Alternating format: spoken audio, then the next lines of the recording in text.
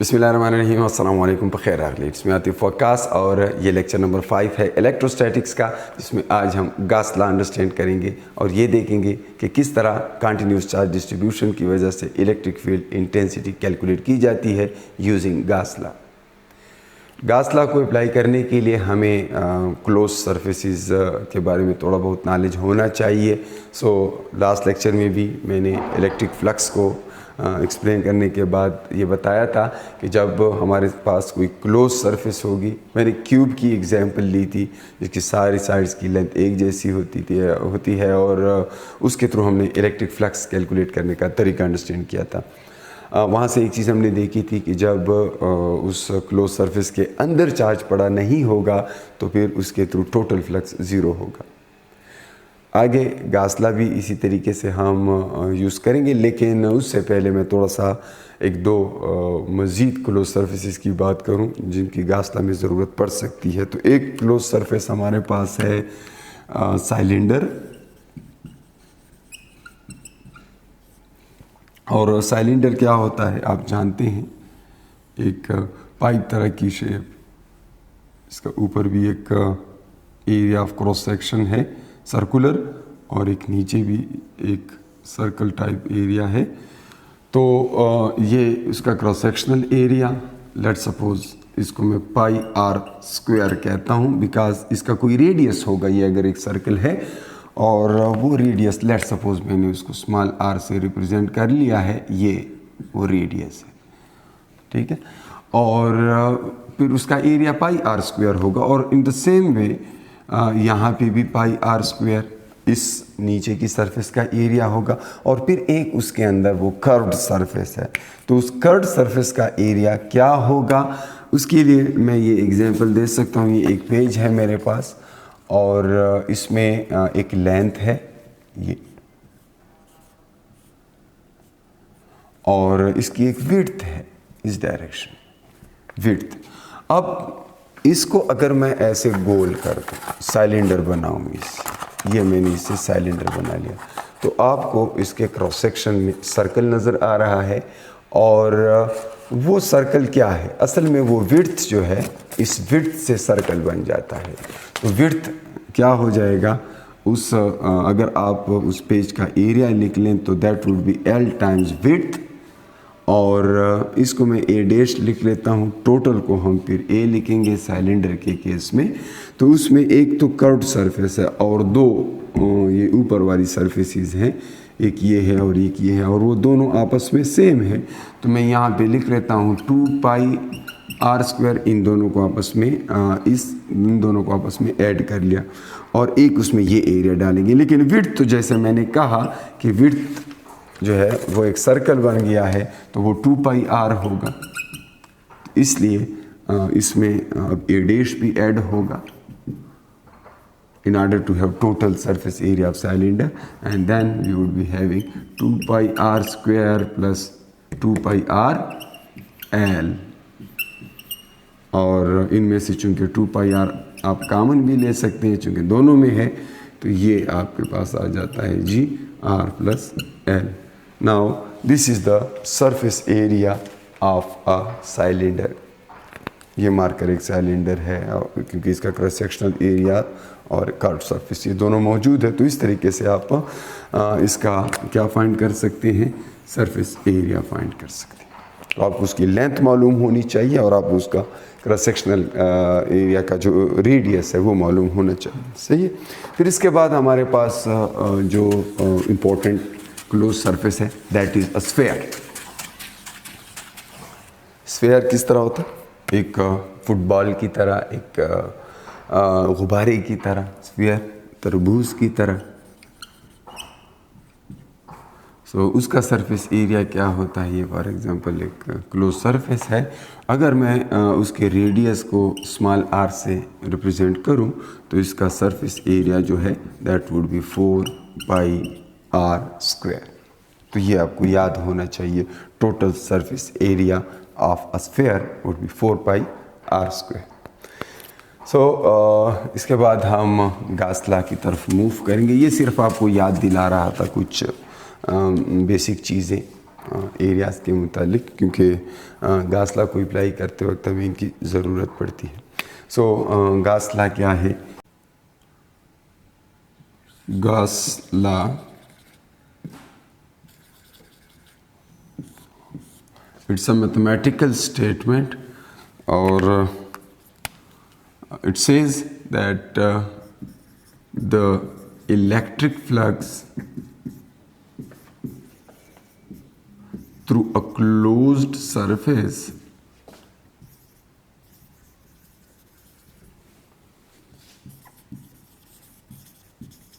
is 1 divided by epsilon naught times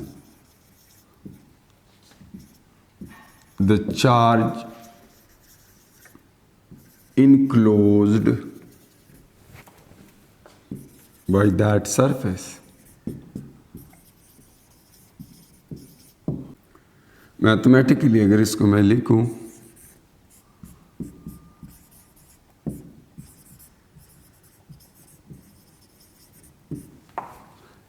one by epsilon not multiplied with Q enclosed. मैंने यहाँ पर enclosed लिखा है क्योंकि ये क्लोज सरफेसिस के लिए होगा, और फिर चार्ज इनक्लोज्ड को मैंने क्यू ई एन सी लिखूँगा आगे से। यहाँ पे मैंने कंप्लीट लिखा है, तो इससे मेरी मुराद क्यू इनक्लोज्ड होगी। इनक्लोज चार्ज वो चार्ज होगा जो सरफेस के अंदर मौजूद होगा। फॉर एग्ज़ाम्पल यहाँ पे कोई सरफेस में एज्यूम कर लेता हूँ, कोई बैलून है, कोई भी क्लोज शेप है, और इसके अंदर मैं चार्जेस रख लेता हूँ। एक फॉर एग्ज़ाम्पल प्रोटॉन है, और फिर इसमें एक अल्फ़ा पार्टिकल है। ठीक है, अल्फ़ा पार्टिकल में 2 प्रोटॉन होते हैं, 2 न्यूट्रॉन होते हैं। न्यूट्रॉन चूँकि न्यूट्रल है तो यहाँ पर +2 चार्ज इस पे है, +1 इस पे है, एंड लेट सपोज मैं कहता हूँ कि 3 इलेक्ट्रॉन्स हैं, तो इलेक्ट्रॉन्स भी मौजूद हैं 3। और मैं चाहता हूँ कि इस टोटल क्लोज सरफेस के थ्रू फ्लक्स कैलकुलेट करूँ।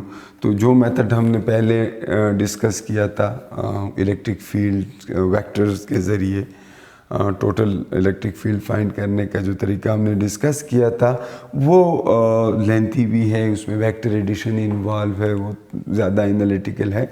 गास लॉ इस तरह के प्रॉब्लम्स को बड़ा सिंपल कर देता है। तो क्यू इनक्लोज्ड इसके अंदर मौजूद टोटल चार्ज है। तो अगर मैं यहाँ पर टोटल चार्ज देखूँ तो चूँकि चार्ज जो है उसमें एडिटिव प्रॉपर्टी होती है, आपने प्लस और माइनस दोनों उनको एक्सप्लिसिटली यहाँ पे मेंशन करने हैं, यानी अलजेब्राइक एडिशन लेनी होती है। तो Q enclosed is equal to 2E, ये +2E अल्फ़ा का चार्ज है, +1E प्रोटॉन का चार्ज है, -1 2 3 इलेक्ट्रॉन्स है, तो -1E एक इलेक्ट्रॉन का चार्ज है, तो -3E इनका चार्ज हो जाएगा। तो आप देखें यहाँ पर टोटल चार्ज 0 आ जाता है Q इनक्लोज्ड। तो इस पूरे सिस्टम की वजह से इलेक्ट्रिक फ्लक्स जो होगा वो 0 होगा। वजह यह है कि जितना पॉजिटिव चार्ज इसके अंदर पड़ा है उतना ही नेगेटिव चार्ज पड़ा है। Charge enclosed by the surface is 0, so flux is 0। It's very simple way to calculate flux.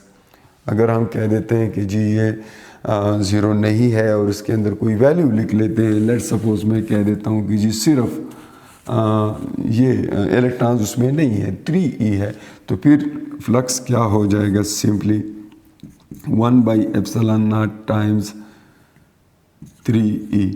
और अगर आप इसको कूलम्स में लिखना चाहते हैं तो 1E जो है आप जानते हैं कि 1.6 × 10⁻⁻19 कूलम की इक्वल है।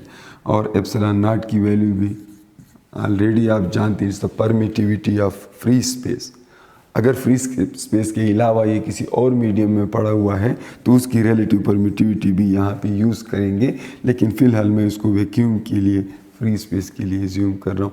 आप एयर को भी ऑलमोस्ट वैक्यूम ही कंसीडर कर सकते हैं क्योंकि उसकी रिलेटिव परमिटिविटी ना होने के बराबर तकरीबन 1 है। ε0 जो है वो 8.85 × 10⁻⁻12 कूलम स्क्वायर पर न्यूटन मीटर स्क्वायर है। और अगर यहाँ पर वैल्यूज़ पुट कर लें तो हमारे पास आ जाएगा जी 3 multiplied with 1.6 into 10⁻⁻19 coulomb divided by epsilon not, जिसकी वहाँ पर आपको वैल्यूज नज़र आ रही हैं, और वो हैं जी 8.85 इंटू 10⁻⁻12। इसको आप सॉल्व करेंगे और यहाँ से आपको फ्लक्स की वैल्यू मिलेगी। मैं इस वक्त चूँकि सिर्फ मेथड आपको बता रहा हूँ, एंट्री टेस्ट वगैरह में जहाँ पर कैलकुलेटर अलाउड नहीं होता वहाँ पर अमूमन आपसे इस तरह ही ऑप्शंस में गिवन होता है, इस तरह से 3 epsilon not divided by 3e divide by epsilon not ये ऑप्शंस में गिवन होता है, या फिर ज़्यादा से ज़्यादा इस फॉर्म में गिवन होगा। इनको फर्दर कैलकुलेट करने का नहीं कहा होगा, लेकिन अगर आप कोई ऐसा एग्ज़ाम दे रहे हैं जहाँ पर कैलकुलेटर अलाउड है तो इसको आप कैलकुलेट करेंगे। अदरवाइज़ फिर आपने इसको एस्टिमेट भी करके आप इसको सॉल्व कर सकते हैं, लेकिन वो बहरहाल कैलकुलेशन अलग एक मसला है। तरीका ये आप यूज़ करेंगे कि उस क्लोज सरफेस के अंदर जितना चार्ज पड़ा हुआ है उसको आप एप्सिलॉन नॉट पे डिवाइड करेंगे। अगर मैं एक और केस ले लूँ, फॉर एग्ज़ाम्पल इस तरह हो कि कुछ चार्ज बाहर भी पड़ा हो और कुछ अंदर हो। फॉर एग्ज़ाम्पल ये एक बैलून है और इसके अंदर फॉर एग्ज़ाम्पल 1 माइक्रो कूलम है और ये 2 माइक्रो कूलम है, प्लस हैं, दोनों पॉजिटिव हैं। ये दो चार्जेस पड़े हुए हैं और यहाँ पर जी -3 माइक्रो कूलम एक और चार्ज पड़ा हुआ है, नेगेटिव है, ठीक है, और -3 माइक्रो कूलम का। तो इस केस में फ्लक्स क्या होगा इस क्लोज सरफेस के थ्रू। वंस अगेन आपने सिर्फ उस चार्ज को देखना है जो उस क्लोज सरफेस के अंदर बंद है, बाहर के चार्ज से हमारा कोई लेना देना नहीं है। तो ये गॉस लॉ के कुछ सिंपल से क्वेश्चंस हैं जो एमडीकेट वगैरह के टेस्ट में आ सकते हैं, क्योंकि पास्ट पेपर्स में इस तरह का एक क्वेश्चन आया था कि एक इलेक्ट्रॉन है और एक प्रोटॉन है। एक प्रोटॉन था तो वो पॉजिटिवली चार्ज है और एक इलेक्ट्रॉन था वो नेगेटिवली चार्ज, और इसकी वजह से टोटल फ्लक्स के बारे में पूछा गया था। तो इन दोनों की वजह से फ्लक्स ज़ीरो होगा, क्योंकि क्यू इनक्लोज्ड जो है वो ज़ीरो है। तो ये एक तरीका है, इसको याद रखें। अब हम वो डिस्कस करने जा रहे हैं कि कैसे गॉस लॉ को कंटिन्यूस चार्ज डिस्ट्रीब्यूशंस के केस में इलेक्ट्रिक फील्ड इंटेंसिटी फाइंड करने के लिए यूज़ किया जा सकता है। यहाँ पे आप देख सकते हैं लेफ़्ट पे फ्लक्स है, ये तो हमने फ्लक्स की बात की है। इलेक्ट्रिक फील्ड इंटेंसिटी फाइंड करनी है तो इसमें ये होगा कि हम E डॉट डेल्टा ए फ्लक्स को इस तरह लिखेंगे और इस साइड पे अब भी वही है, Q enclosed divided by epsilon naught. अब ये समेशन I1 से लेकर N ऑफ डेल्टा ए, ये क्या चीज़ है? ये फ्लक्स है और फ्लक्स का सम है, यानी छोटे छोटे फ्लक्स फाइंड करेंगे और उनको फिर एंड में ऐड करेंगे, इससे टोटल फ्लक्स आएगा और वो एग्जैक्टली इसके इक्वल होगा। तो आगे जाकर हम ये फॉर्म मज़ीद डिस्कस करते हैं। ये समेशन डेल्टा ए जो है ये किसी क्लोज सरफेस का टोटल सरफेस एरिया है। फॉर एग्ज़ाम्पल अगर वो एक क्यूब है, और आप जानते हैं क्यूब में 6 साइड्स होती हैं, हर साइड का अपना एक एरिया होता है, तो इसका मतलब है ये A1 plus A2 plus A3 plus A4 plus A5 plus A6 उन सारे एरियाज़ का सम होगा। ये इस तरह होगा, लेकिन सिर्फ एरियाज़ का सम हम नहीं लेते, हम इलेक्ट्रिक फील्ड इंटेंसिटी का हर एरिया के साथ डॉट प्रोडक्ट लेते हैं और फिर उनसे हमें जो है मुख्तलिफ फ्लक्स मिलेंगे। लाइक टोटल फ्लक्स फाइंड करने के लिए हम क्या करते हैं, इसके साथ इलेक्ट्रिक फील्ड इंटेंसिटी मल्टीप्लाई कर लेते हैं, इस तरह जो यहाँ पर मैंने लिखा E dot delta A, and यहाँ पर समेशन इंडेक्स लिखना ज़रूरी होता है, that is from 1 to n। तो समेशन इंडेक्स I इस तरह हो जाता है। और अब अगर मैं फ्लक्स टोटल की बात करूं, that would be flux 1, flux 2। चूँकि फ्लक्स एक स्केलर है तो गॉस लॉ चीज़ों को बड़ा आसान कर देता है, इसमें हमें कोई वेक्टर एडिशन की ज़रूरत नहीं पड़ेगी। सिंपली आपने फ्लक्स कैलकुलेट करके उनको आपस में ऐड करना है। और फिर मैंने प्रीवियस लेक्चर में बताया था कि कैसे मुख्तलिफ एरिया के थ्रू फ्लक्स कैलकुलेट होता है, यानी फील्ड लाइन्स इधर है तो इस एरिया के थ्रू फ्लक्स डिफरेंट होगा, ऊपर वाली एरिया के थ्रू डिफरेंट होगा। तो वो सारा आपने कैलकुलेट करके यहाँ पर आपस में ऐड कर देना है और आपको फ्लक्स मिलेगा। गॉस लॉ यूज़ करते हैं, हम कोई पॉइंट चार्ज लेते हैं और उसकी वजह से इलेक्ट्रिक फील्ड कैलकुलेट करने का इलेक्ट्रिक फील्ड का फार्मूला डिराइव करते हैं यूजिंग गॉस लॉ। तो ये तो आपको पता होना चाहिए कि कूलम लॉ से भी इलेक्ट्रिक फील्ड इंटेंसिटी कैलकुलेट की जा सकती है। और फिर जो पॉइंट चार्जेस के लिए हमने सुपरपोजिशन प्रिंसिपल यूज़ किया है, वो भी इलेक्ट्रिक फील्ड कैलकुलेट करने का एक मेथड है, लेकिन वो थोड़ा सा डिफ़िकल्ट है, उसमें वेक्टर एडिशन वगैरह इन्वॉल्व है। जबकि जो है इसमें चूँकि गॉस लॉ में स्केलर्स इन्वॉल्व हैं, इसलिए ये निस्बतन आसान है। ठीक है, तो electric field due two point charge, तो पॉइंट चार्ज की वजह से इलेक्ट्रिक फील्ड इंटेंसिटी हमने कैलकुलेट करनी है। तो गॉस लॉ अप्लाई करने के 3 बुनियादी स्टेप्स हैं। पहले तो हम क्या करते हैं, choose an imaginary Gaussian surface. हम पहले एक इमेजिनरी गॉसियन सरफेस चूज़ कर लेते हैं। वो इसलिए कि हमें क्लोज सरफेस चाहिए होती है गॉस लॉ को अप्लाई करने के लिए, जिसके अंदर हम उस सिस्टम को इनक्लोज करेंगे जिसकी इलेक्ट्रिक फील्ड इंटेंसिटी हमने कैलकुलेट करनी है। तो एक सरफेस चाहिए, ये स्फेरिकल हो सकती है, सिलेंड्रिकल हो सकती है, क्यूबिकल हो सकती है, डिपेंड करता है कि सिमेट्री क्या है। तो ये गॉसियन सरफेस जो है, keeping in mind the symmetry of charge distribution। ये देखेंगे कि चार्ज किस तरह डिस्ट्रीब्यूटेड है। लाइक अगर वो एक पॉइंट चार्ज है, जैसे यहाँ पे मैं बात कर रहा हूँ, तो पॉइंट चार्ज के लिए हम क्या करेंगे, पहला स्टेप ये होगा कि हम गॉसियन सरफेस एक एज्यूम करेंगे और वो स्फेरिकल है।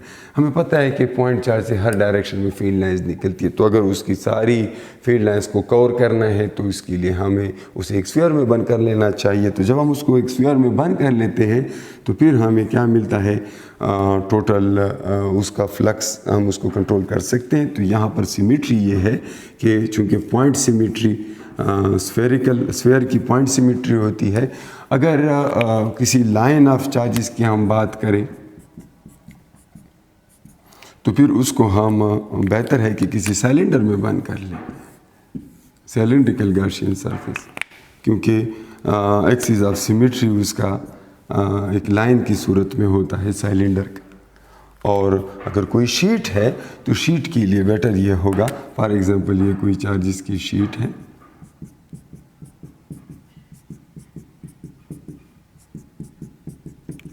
चार्जेस की एक शीट है, तो बेटर ये होगा कि आप इसको एक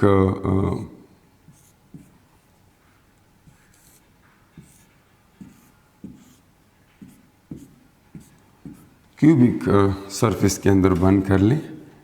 ये नीचे भी है,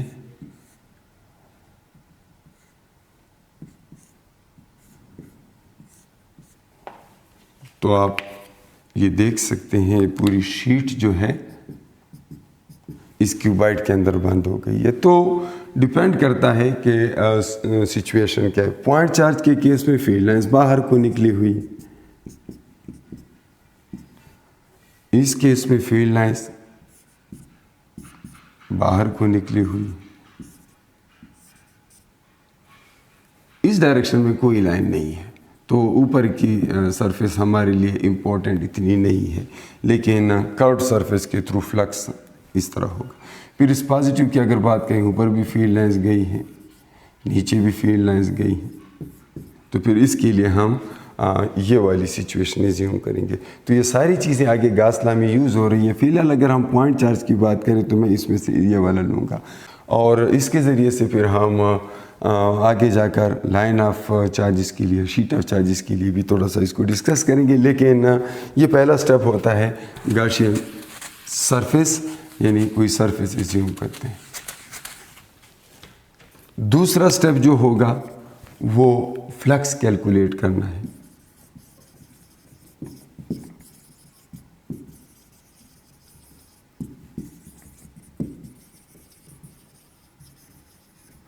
Calculate flux through all independent surfaces, independent sides of closed surface। Close surface की हर इंडिपेंडेंट साइड से आप फ्लक्स कैलकुलेट कर लें। दूसरा स्टेप ये होगा, एंड उनको ऐड भी करना है, सॉरी इनको ऐड भी करें, एंड ऐड देम ऑल, उनको ऐड करें ताकि आपको टोटल फ्लक्स मिले। एंड फाइनली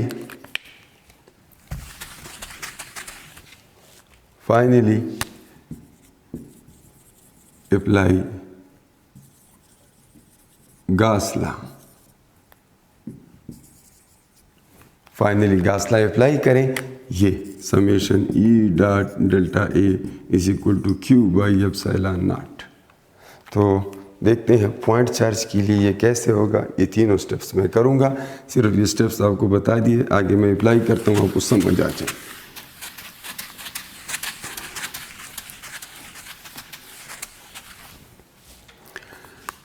पॉइंट चार्ज है, स्फीयर में बंद कर लिया है, और हम ये पहला स्टेप गॉसियन सरफेस लिया, और जिस पॉइंट पे मैंने इलेक्ट्रिक फील्ड इंटेंसिटी कैलकुलेट करनी है वो इस सरफेस के ऊपर ही होता है, तो यहाँ पर वो पॉइंट मौजूद है। अब इस गॉसियन सरफेस के थ्रू मैंने दूसरे स्टेप में फ्लक्स कैलकुलेट करना है। अब इसके इंडिपेंडेंट साइड्स क्या है, फॉर एग्जांपल ये साइड इधर देख रहा है, तो ये साइड इधर है, इसका इधर होगा फ्लक्स। हर साइड का अपनी एक डायरेक्शन है, तो हर एक के थ्रू फ्लक्स कैलकुलेट करेंगे, और इलेक्ट्रिक फील्ड लाइंस भी इसी डायरेक्शन में है। तो आप देखें इस छोटे से एरिया डेल्टा A1, या इस एरिया डेल्टा A2, या इस एरिया डेल्टा A3, या यहाँ पे कोई एरिया डेल्टा AN, इन सब के थ्रू फ्लक्स जो है वो है flux 1, that is E dot delta A1। अब चूंकि फील्ड लाइंस भी बाहर है, फ्लक्स भी बाहर है, इसलिए इसको मैं E डेल्टा A लिख सकता हूँ। A1 का अगर मैं इन सारे एरिया का साइज एक जितना रखूं तो इसको डेल्टा A लिख सकता हूँ। फ्लक्स 2 क्या है, E डेल्टा A है, इसके थ्रू भी यही फ्लक्स होगा क्योंकि फील्ड लाइंस और एरिया वेक्टर दोनों पैरेलल है। मैंने बताया था कि फ्लक्स मैक्सिमम हो, तो ये EA है, फ्लक्स 3 E डेल्टा A है, और इन सब को आपस में ऐड कर दें, ये फ्लक्स N है, E डेल्टा A, आप सबको ऐड करेंगे तो आपको क्या मिलेगा, इधर आपको मिलेगा फ्लक्स टोटल, इधर आपको मिलेगा समेशन, E सब में कॉमन है, और समेशन ऑफ डेल्टा A उन सारे छोटे छोटे एरियाज़ का सम, एंड फाइनली ये आपको मिल गया। तो अगर मैं वो सारे छोटे छोटे एरियाज़ आपस में ऐड कर दूं तो उससे तो एक स्फीयर बनता है, और स्फीयर का सरफेस एरिया कुछ देर पहले आप ऑलरेडी देख चुके हैं, that is 4 pi R square. So E is into multiplied with 4 pi R square, that is flux. ये तो पता चल गया। अब क्या करते हैं जी, हम गास लॉ अप्लाई करते हैं। गास लॉ है Q by epsilon naught, Q by epsilon naught. अब देखें उसको यहाँ पे पुट कर लेते हैं, लेफ्ट हैंड साइड सेम है, राइट हैंड साइड भी सेम होगा, and you would get E times 4 pi R square equals Q divided by epsilon naught. So electric field intensity is Q divided by 4 pi epsilon naught R square. Coulomb law भी यही result देता है, simply scalars को आपने add किया। मैंने थोड़ा जल्दी में किया है, मैं सिर्फ आपको दिखाना चाह रहा था कि कैसे करते हैं, क्योंकि एंट्री टेस्ट वगैरह में आपको सिर्फ फाइनल रिज़ल्ट से काम होता है। लेकिन जो स्टूडेंट्स फिज़िक्स के स्टूडेंट्स हैं वो देख रहे हैं, तो उनके लिए थोड़ा सा मैंने वो मेथड एक्सप्लेन कर लिया है। आप उसको अप्लाई करें। अगर लाइन ऑफ चार्जेस है